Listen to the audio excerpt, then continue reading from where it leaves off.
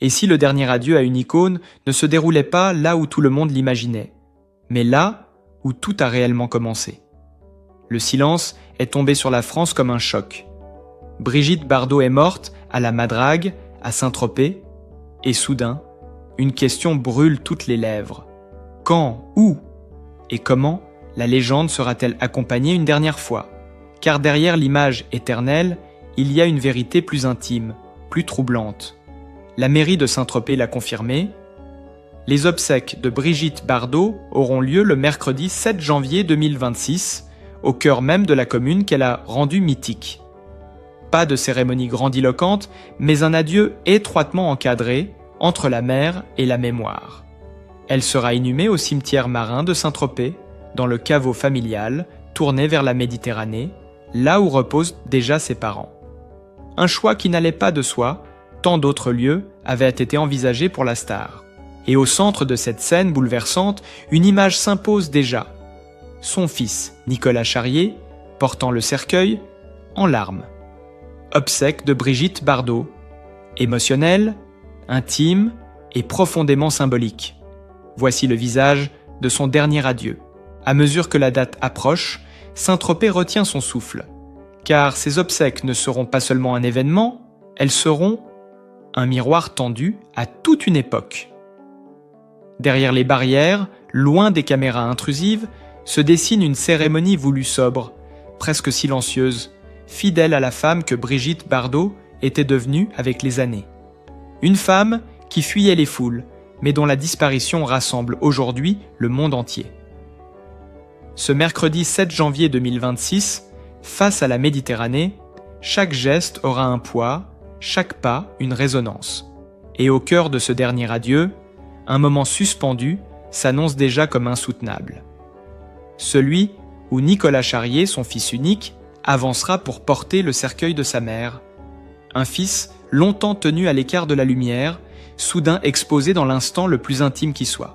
Que révèle cette image d'un homme en larmes, portant la légende Bardot?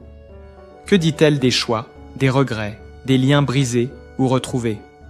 C'est cette émotion brute, ce silence chargé de sens, que nous allons maintenant explorer, au plus près de ce dernier adieu. Mais au fond, une question domine toutes les autres. Comment dire adieu à une femme qui, toute sa vie, a refusé les adieux convenus? Depuis l'annonce de la disparition de Brigitte Bardot, la France semble suspendue à cette interrogation, comme si le choix du lieu et de la forme de ses obsèques racontait autant son histoire que ses films.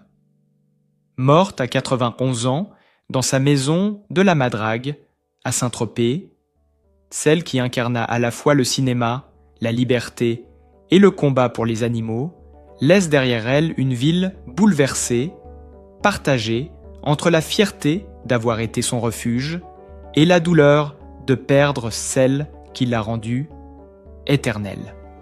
À Saint-Tropez, les volets se ferment plus tôt, les conversations s'interrompent sur les terrasses et chacun se demande où se recueillir, où déposer un souvenir, une pensée, un silence. Car pendant plusieurs jours, tout est resté flou. Entre la maison mythique de la Madrague, sanctuaire jalousement protégé, et le cimetière marin, tourné vers la Méditerranée, les hypothèses se sont succédées. Beaucoup imaginaient un dernier hommage discret, presque invisible, fidèle à la volonté de retrait qu'elle revendiquait depuis des décennies. D'autres redoutaient, au contraire, un afflux incontrôlable de curieux, attirés par le mythe plus que par la femme. Puis, peu à peu, la réponse a commencé à se dessiner. La mairie de Saint-Tropez a confirmé que les obsèques se tiendront le mercredi 7 janvier 2026, dans la commune même où elle s'est éteinte. Un choix fort, presque symbolique, comme si Brigitte Bardot avait décidé de ne jamais quitter ce territoire qu'elle avait adopté, aimé, défendu. Elle sera inhumée au cimetière marin de Saint-Tropez, dans le caveau familial, orienté vers la mer, là où reposent déjà ses parents. Face à l'horizon, face à cette Méditerranée qui a accompagné chaque chapitre de sa vie, de la gloire fulgurante à la retraite volontaire. Pourtant, ce cadre si poétique n'était pas une évidence. D'autres lieux avaient été évoqués, d'autres options envisagées, tant la star savait combien chaque décision la concernant devenait un symbole national. Ce retour à la simplicité, presque à l'intimité, interroge. Est-ce l'ultime message d'une femme qui a toujours refusé le compromis, ou la dernière protection accordée à ce qu'il restait de sa vie privée? Dans cette organisation très encadrée, tout semble pensé pour éviter le spectaculaire, sans pour autant effacer l'émotion. Car malgré la discrétion annoncée, une image s'impose déjà dans les esprits, avant même que la cérémonie n'ait lieu. Celle d'un fils avançant lentement, sous les regards retenus, portant le cercueil de sa mère. Nicolas Charrier, longtemps resté en retrait, presque invisible dans le récit public de Brigitte Bardot, se retrouve soudain au centre de ce dernier adieu. Un homme confronté à la perte intime, mais aussi au poids d'un nom qui dépasse l'histoire familiale. Que signifie ce geste, ce port de cercueil en larmes devant une France entière qui observe en silence? Est-ce la réconciliation ultime entre la légende et l'homme, entre la mère et le fils? Ou simplement l'expression brute d'un chagrin que rien ne peut contenir? À mesure que le 7 janvier 2026 approche, chaque détail prend une dimension presque cinématographique, comme si la vie de Brigitte Bardot refusait de s'éteindre sans une dernière scène, sobre mais bouleversante. Et c'est précisément dans cette tension entre intimité et regard collectif que se joue le véritable visage de ces obsèques. Mais une autre question s'impose désormais, plus troublante encore. À quoi ressemblera réellement le dernier adieu rendu à une femme qui a toujours refusé les codes, même dans la mort? Depuis que Brigitte Bardot s'est éteinte à l'aube du dimanche 28 décembre 2025, dans sa propriété de la Madrague, le temps semble s'être figé à Saint-Tropez. Elle avait 91 ans. L'annonce, faite par la fondation Brigitte Bardot, a provoqué une onde de choc immédiate, mêlant stupeur, silence et recueillement. Presque aussitôt, son entourage le plus proche et plusieurs représentants de la fondation ont pris la route du Var, comme attirés par un point de gravité invisible pour préparer ce moment que personne n'osait vraiment imaginer. Si une certitude s'est rapidement imposée, l'inhumation au cimetière marin de Saint-Tropez, tout le reste demeure enveloppé d'une forme de mystère. L'horaire exact, la nature de la cérémonie, la place laissée ou non au public, autant de détails encore absents, comme si l'on hésitait à fixer dans le marbre ce qui relève de l'intime. Ce flou alimente l'attente, et avec elle, une émotion diffuse qui traverse la France. Car Brigitte Bardot n'était pas seulement une actrice, ni même une icône. Elle était un symbole vivant, et chacun cherche à comprendre comment ce symbole sera accompagné une dernière fois. À Saint-Tropez, la préparation se fait dans un mélange de retenue et de tension. Les services municipaux anticipent déjà l'arrivée de proches, d'amis, mais aussi d'admirateurs venus parfois de très loin, ce mercredi 7 janvier. La circulation devra être régulée, la sécurité renforcée, notamment autour du cimetière marin qui domine la mer et des abords de la Madrague, devenu en quelques jours un lieu de passage silencieux, presque sacré. Des fleurs apparaissent, des mochetis sont laissés à la hâte, et les regards se tournent vers cette maison mythique, fermée mais omniprésente. La ville tout entière change de visage, comme si elle entrait dans un deuil collectif, lent et profond. Les habitants le ressentent dans les gestes du quotidien. Les discussions sont plus basses, les pas plus mesurés. Beaucoup évoquent leurs souvenirs, non pas ceux de la star inaccessible, mais ceux d'une présence discrète, parfois aperçue au détour d'un chemin, d'un regard échangé sans un mot. Saint-Tropez ne se prépare pas seulement à des obsèques, elle se prépare à tourner une page de son histoire. Et au centre de ce dispositif, très encadré, une attente presque douloureuse se cristallise autour d'une scène annoncée comme bouleversante. Car lorsque le cercueil apparaîtra, porté à bras d'homme, tous les regards se fixeront sur une silhouette en particulier. Nicolas Charrier, le fils de Brigitte Bardot, celui que l'on a si peu vu, si peu entendu, se retrouvera face à l'épreuve ultime. Le voir porter le cercueil de sa mère, en larmes, n'est pas seulement une image forte, c'est un choc émotionnel qui dépasse le cadre familial. C'est l'instant où la légende laisse place à la réalité la plus nue, celle d'un fils confronté à l'irréparable sous le regard d'un pays entier. Comment ce moment sera-t-il vécu? Dans le silence? Dans la retenue? ou dans une émotion impossible à contenir. Tandis que les détails du déroulé restent volontairement flous, une certitude demeure, ces obsèques ne ressembleront à aucune autre. Entre organisation rigoureuse, pudeur revendiquée et charge symbolique immense, le 7 janvier à Saint-Tropez s'annonce comme un jour suspendu où chaque geste comptera et où chaque larme dira plus que 1000 discours. Elle voulait mourir chez elle, mais elle n'y reposera jamais. Cette phrase, brutale, presque incompréhensible pour ses admirateurs, résume à elle seule le dernier paradoxe de Brigitte Bardot. Car derrière l'émotion immense suscitée par ces obsèques annoncées à Saint-Tropez, une question continue de troubler les esprits. Pourquoi celle qui a tout fait pour disparaître du monde n'a-t-elle pas été enterrée là où elle avait choisi de finir sa vie? Longtemps, Brigitte Bardot avait pourtant imaginé une autre fin, loin des cimetières, loin des cérémonies, loin des regards, une fin à son image, radicale et libre. Selon les rappels de la mairie de Saint-Tropez, l'actrice avait exprimé le souhait de reposer dans sa propriété de la Madrague, ce lieu mythique, accroché à la mer, devenu au fil des décennies bien plus qu'une maison, un refuge, un sanctuaire, une frontière entre elle et le reste du monde. D'après Le Parisien, elle parlait d'un petit coin proche de la mer, simple, presque invisible. Pas de marbre, pas de monument, seulement la terre, le silence et la Méditerranée. Elle voulait être enterrée près des tombes de ces animaux, ceux qu'elle considérait comme sa véritable famille, ceux pour qui elle s'était battue jusqu'à son dernier souffle.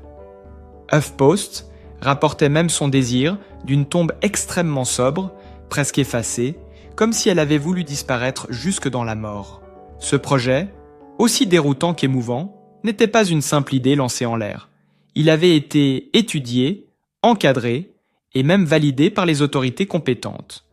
Tout semblait indiquer que Brigitte Bardot reposerait là où elle avait vécu ces dernières années, entourée de ses souvenirs et de la présence symbolique de ces animaux. Et pourtant, contre toute attente, ce choix a été abandonné. Sans déclaration fracassante, sans polémique publique, le projet s'est lentement éteint, laissant place à une autre décision, plus conforme aux règles, mais peut-être moins fidèle à son ultime désir. Pourquoi ce revirement ? La question obsède aujourd'hui ceux qui cherchent à comprendre la cohérence de ce dernier adieu. Était-ce une contrainte administrative devenue insurmontable ? Une crainte liée à l'afflux permanent de visiteurs autour de la Madrague, déjà transformée en lieu de pèlerinage depuis l'annonce de sa mort ? Ou la volonté de protéger jusqu'au bout ce lieu intime de toute récupération, de toute intrusion ? Rien n'a été clairement formulé, et ce silence nourrit encore davantage l'émotion. Ainsi, le cimetière marin de Saint-Tropez s'est imposé comme une solution à la fois symbolique et acceptable. Un lieu face à la mer, certes, mais inscrit dans un cadre collectif, réglementé, où le recueillement peut exister sans menacer l'équilibre fragile de la Madrague. Ce choix raconte aussi autre chose, la tension permanente entre la femme et le mythe. Brigitte Bardot a passé sa vie à tenter d'échapper à l'icône qu'elle était devenue, sans jamais y parvenir totalement. Même dans la mort, cette lutte semble se poursuivre. Et au milieu de cette contradiction ultime, une scène concentre toutes les émotions. Celle de son fils, Nicolas Charrière, avançant pour porter le cercueil, en larmes. Lui qui a grandi à l'écart du tumulte médiatique, se retrouve désormais au cœur d'un choix qui dépasse l'histoire familiale. Porter ce cercueil, ce n'est pas seulement accompagner une mère, c'est aussi accepter que son dernier souhait n'ait pas été exaucé à la lettre. C'est marcher entre ce qu'elle voulait et ce que le monde a rendu possible. Alors que les obsèques approchent, cette question demeure suspendue. En renonçant à être enterrée à la Madrague, Brigitte Bardot a-t-elle finalement perdu son dernier combat ? Ou a-t-elle, au contraire, offert un ultime geste de protection à ce lieu qu'elle aimait plus que tout ? Parfois, aimer vraiment, c'est accepter de disparaître sans laisser de traces. Cette phrase pourrait résumer le dernier choix silencieux de Brigitte Bardot. Un choix qui touche aujourd'hui droit au cœur ceux qui pensaient tout savoir d'elle. Car le revirement est désormais clair, presque irrévocable. La préfecture du Var a confirmé n'avoir reçu aucune demande d'inhumation à domicile pour l'actrice, entérinant ainsi le choix du cimetière municipal de Saint-Tropez. Une décision officielle, nette, qui met fin aux spéculations, mais ouvre une blessure plus intime, celle d'une volonté profondément réfléchie, mais jamais expliquée publiquement. Pourquoi ce silence ? Pourquoi cette absence de détails autour d'un changement aussi symbolique ? Ceux qui l'ont côtoyé le savent. Brigitte Bardot pensait chaque geste comme un acte de protection. Jusqu'au bout, elle s'est montrée soucieuse de préserver l'intimité de sa famille, redoutant qu'une tombe privée, au cœur même de la Madrague, ne se transforme en lieu de passage touristique permanent. Elle connaissait mieux que quiconque la fascination qu'elle exerçait encore et craignait que la curiosité ne l'emporte sur le recueillement. Ce qu'elle voulait éviter à tout prix, c'était de voir son repos devenir un spectacle, sa mort une destination. Ce choix, aussi douloureux qu'il puisse paraître à ses admirateurs, raconte une femme lucide, presque sévère avec elle-même. Elle savait que la Madrague n'était plus seulement une maison, mais un symbole mondial. Y être enterré, c'était condamner à jamais ce lieu au regard des autres, exposer ceux qui y vivent encore à une pression incessante. En renonçant à cette option, Brigitte Bardot a peut-être fait ce qu'elle a toujours fait dans les moments décisifs, protéger les siens avant de penser à son image. Et cette décision prend une résonance particulière à l'approche des obsèques. Car pendant que les autorités confirment le cadre, que la ville de Saint-Tropez se prépare dans une retenue presque solennelle, l'émotion se concentre ailleurs, dans une scène annoncée comme insoutenable. Celle d'un fils avançant, le visage fermé, les épaules lourdes, pour porter le cercueil de sa mère. Nicolas Charrier n'a jamais cherché la lumière. Et pourtant, ce jour-là, il sera exposé malgré lui, dans l'instant le plus fragile de son existence. Porter ce cercueil, ce n'est pas seulement accompagner Brigitte Bardot vers sa dernière demeure, c'est aussi porter le poids de décisions prises dans l'ombre, de choix dictés par l'amour et la peur mêlée, la peur que la mort vole ce que la vie avait encore réussi à préserver, une part d'intimité.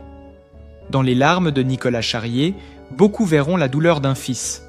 D'autres y liront le prix à payer pour avoir été l'enfant d'une légende. Autour du cimetière marin, face à la Méditerranée, le silence promet d'être lourd, presque palpable. Aucun détail n'a filtré sur le déroulé précis de la cérémonie, comme si cette absence d'information faisait partie intégrante de l'hommage. Tout semble conçu pour retenir, contenir, éviter l'excès. Mais peut-on vraiment contenir l'émotion collective lorsqu'une figure comme Brigitte Bardot disparaît ? Peut-on empêcher les regards, les larmes, les souvenirs de converger vers un même point ? À travers ce dernier choix confirmé par les autorités, se dessine une vérité troublante. Même dans la mort, Brigitte Bardot aura tenté de contrôler ce que le monde ferait d'elle. Et tandis que son fils portera le cercueil en larmes, une question silencieuse flottera dans l'air de Saint-Tropez, impossible à ignorer. Jusqu'où peut-on protéger ceux qu'on aime, quand on est devenu un mythe que rien ne semble pouvoir effacer ? Et si le dernier refuge d'une légende était un horizon plutôt qu'un lieu, une ligne bleue entre ciel et mer où les souvenirs continuent de respirer ? C'est là, au cimetière marin de Saint-Tropez, que reposera désormais Brigitte Bardot, face à la Méditerranée qu'elle a tant aimée, comme une présence familière et rassurante. Surplombant la mer, ce lieu paisible n'a rien d'un décor grandiose, et pourtant, il porte en lui une charge émotionnelle immense. Il accueille déjà ses parents, figure de fondatrice de sa vie, ainsi que son premier mari, le réalisateur Roger Vadim, compagnon d'un amour fulgurant qui avait contribué à faire d'elle une icône mondiale. Ce rassemblement silencieux des êtres qui ont compté dessine un cercle intime, presque fragile, loin du tumulte médiatique qui l'a poursuivi toute sa vie. À mesure que l'on évoque ce cimetière marin, il cesse d'être un simple lieu de sépulture pour devenir un point de repère émotionnel. Déjà, certains admirateurs s'y projettent, imaginant le vent salé, le cri lointain des mouettes, la lumière changeante sur les pierres claires, ce sera un endroit de recueillement, mais aussi de continuité, comme si Brigitte Bardot n'avait pas vraiment quitté Saint-Tropez, mais s'était simplement déplacée vers un autre seuil. Un seuil entre la vie et la mémoire. Pourtant, à quelques kilomètres de là, un autre lieu aimante les cœurs et les pas. La Madrague.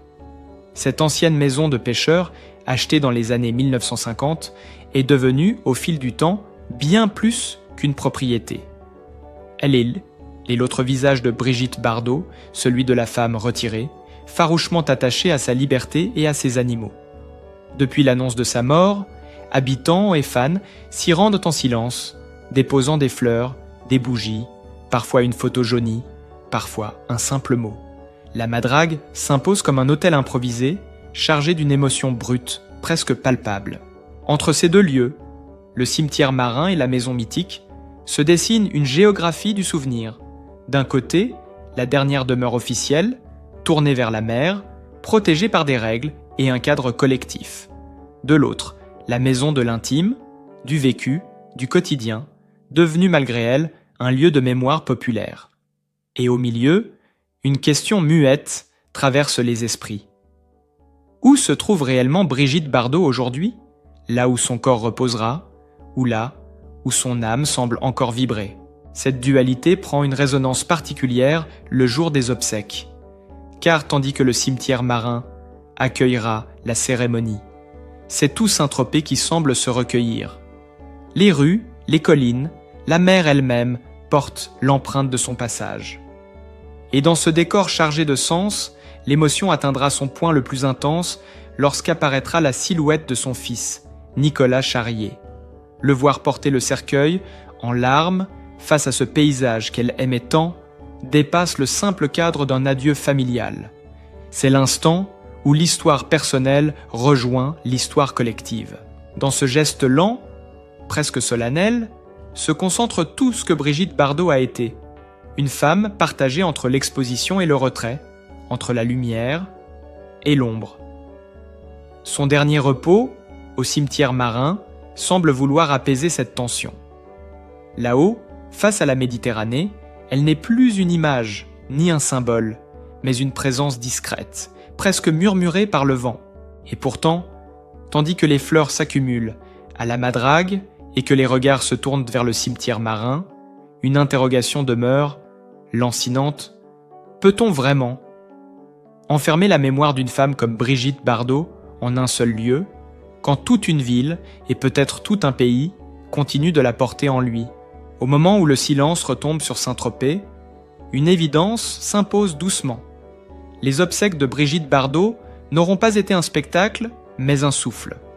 Un dernier mouvement, lent et retenu, à l'image de la femme qu'elle avait choisi de devenir, loin des projecteurs.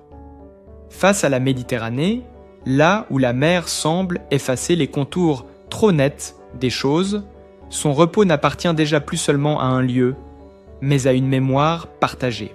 Il restera cette image, profondément humaine, presque fragile. Celle de Nicolas Charrier, portant le cercueil de sa mère, les larmes aux yeux, sous un ciel qui n'applaudit pas, qui ne juge pas, mais qui accompagne. Dans ce geste simple, sans mots, tout était dit. La gloire s'est tue. Le mythe s'est effacé. Il ne restait qu'un fils, une mère et l'irréversible. Et peut-être est-ce là, la vérité la plus forte de cet adieu.